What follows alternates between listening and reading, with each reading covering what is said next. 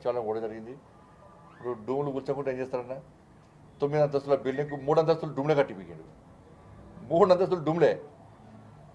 దానిలో సరే అప్పుడు కేసీఆర్ మంచిగా జల్సాగా బతుకుతాడు కాబట్టి పెద్ద రూమ్ కట్టించుకున్నాడు.